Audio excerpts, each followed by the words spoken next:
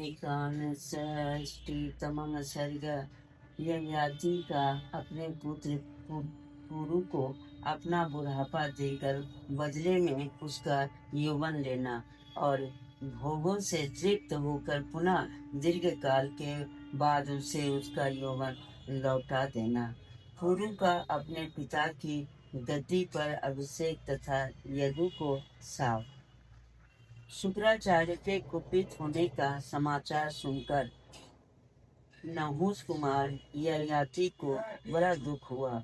उन्हें ऐसी वृद्धावस्था प्राप्त हुई जो दूसरे की जवानी से बदले जा सकती थी।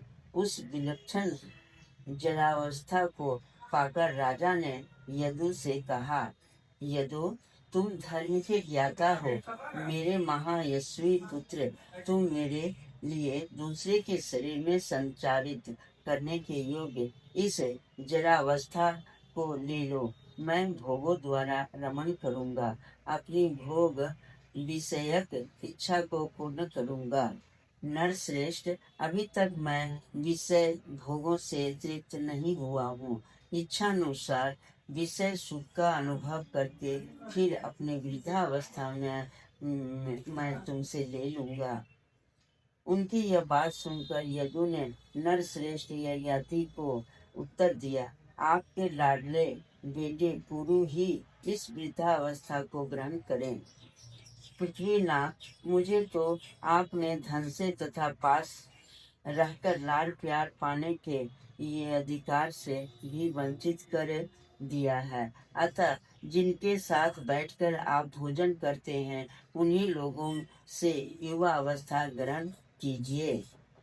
यदु की यह बात सुनकर राजा ने पुरु से कहा, महाबाहो, मेरी सुख सुविधा के लिए तुम इस वृद्धावस्था को ग्रहण कर लो। नहुष पुत्र ययाति के ऐसा कहने पर पुरु हाथ जोड़कर बोले, पिताजी, आपकी सेवा का अवसर पाकर मैं धन्य हो गया। यह आपका मेरे ऊपर महान अनुग्रह है। आपकी आज्ञा का पालन करने के लिए मैं हर तरह से तैयार हूँ। पुरु का यह स्वीकार सूचक वचन सुनकर नहुष कुमार ययाति को बड़ी प्रसन्नता हुई। उन्हें अनुपम हर्ष प्राप्त हुआ और उन्होंने अपनी वृद्धावस्था पुरु के शरीर में संचालित कर दी। तदंतर तरुण हुए राजा ययाति ने सहस्र यज्ञों का अनुष्ठान करते हुए कई हजार वर्षों तक इस पृथ्वी का पालन किया। इसके बाद दीर्घ काल व्यतीत होने पर राजा ने पुरु से कहा, बेटा, तुम्हारे पास धरोहर के रूप में रखी हुई मेरी वृद्धावस्था को मुझे लौटा दो। पुत्र, मैंने वृद्धावस्था को धरोहर के रूप में ही तुम्हारे शरीर में संचारित किया था, इसलिए उसे वापस ले लूंगा। तुम अपने मन में दुख न मानना। महाबाहो, तुमने मेरी आज्ञा मान ली, इससे मुझे बड़ी प्रसन्नता हुई। अब मैं बड़े प्रेम से राजा के पद पर तुम्हारा अभिषेक करूंगा। अपने पुत्र पुरु से ऐसा कहकर नहुष कुमार राजा ययाति देवयानी के बेटे से कुपित होकर बोले, यदु, मैंने दुर्जय क्षत्रिय रूप में तुम जैसे राक्षस को जन्म दिया।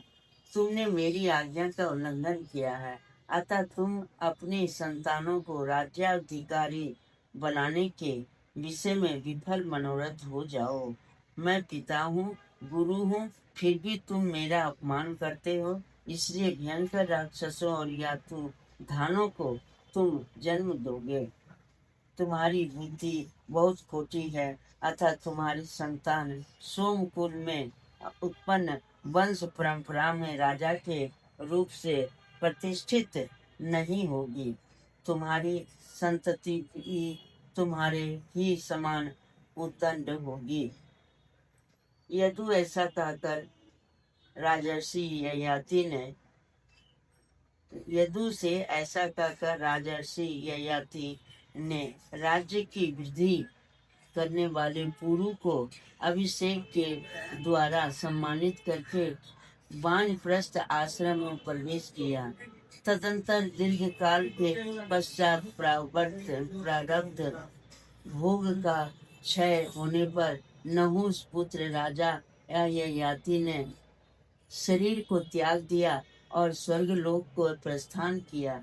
उसके बाद महायशस्वी पुरु ने महान धर्म से संयुक्त हो कशीराज की श्रेष्ठ राजधानी प्रतिष्ठापुर में रहकर उस राज्य का पालन किया।